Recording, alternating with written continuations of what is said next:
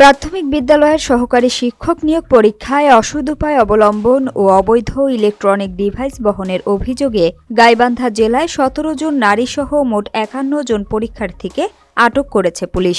এ সময় তাদের কাছ থেকে মোবাইল ফোন, এটিএম কার্ডসহ ৪৭টি বিশেষ ডিজিটাল ডিভাইস জব্দ করা হয়। এছাড়া ৪ পরীক্ষার্থীর কানের ভেতর থেকে অত্যাধুনিক ব্লুটুথ ডিভাইস উদ্ধার করা হয়।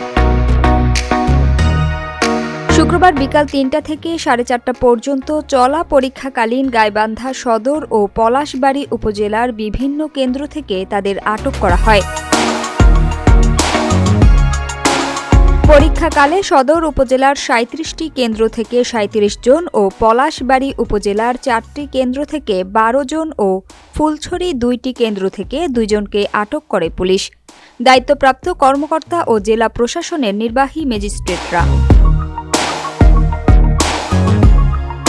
আটকদের মধ্যে জেলায় সদর উপজেলার আহমেদ উদ্দিন শাহ শিশু নিকেতন স্কুল অ্যান্ড কলেজ থেকে ২ জন, সরকারি কলেজ কেন্দ্র থেকে ৪ জন, গাইবান্ধা সিদ্দিকিয়া কামিল মাদ্রাসা কেন্দ্র থেকে নারীসহ ৩ জন, চাপাদহ বিএল উচ্চ বিদ্যালয় থেকে ১ জন, কুপতলা আব্দুল কাইয়ুম উচ্চ বিদ্যালয় কেন্দ্র থেকে ১৩ জন, লক্ষ্মীপুর স্কুল অ্যান্ড কলেজ কেন্দ্র থেকে ১ জন ও আরও কয়েকটি কেন্দ্র থেকে ১৪ জন এবং পলাশবাড়ীর বিভিন্ন কেন্দ্র থেকে ১২ জন ও ফুলছড়ি ২টি কেন্দ্র থেকে ২ জনকে আটক করা হয়। মোট নারী আটক ১৭ জন ও পুরুষ ৩৪ জন। এছাড়া ৪ পরীক্ষার্থীদের কানে অত্যাধুনিক ব্লুটুথ ডিভাইস কানের ভেতরে প্রবেশ করলে পরে সদর হাসপাতালে গিয়ে তা চিকিৎসকের মাধ্যমে উদ্ধার করা হয়। বিষয়টি নিশ্চিত করে গাইবান্ধা জেলার অতিরিক্ত পুলিশ সুপার শেখ মুত্তাজুল ইসলাম বলেন, বিভিন্ন পরীক্ষা কেন্দ্রে অসৎ উপায় অবলম্বন ও নিষিদ্ধ ডিভাইস বহনের অভিযোগে মোট ৫১ জন পরীক্ষার্থীকে আটক করা হয়েছে। এ সময় পরীক্ষা চলাকালে তাদের কাছ থেকে ৪৭টি ডিজিটাল ডিভাইস ও মোবাইল ফোন জব্দ করা হয়।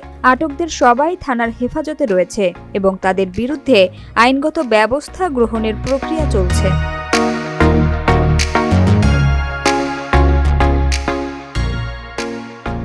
এই পরীক্ষার যে অসাধু চক্রের সাথে জড়িত এরকম সদরের যে ৩৭টি কেন্দ্র ছিল সেখান থেকে আমরা ৩৭ জনকে অ্যারেস্ট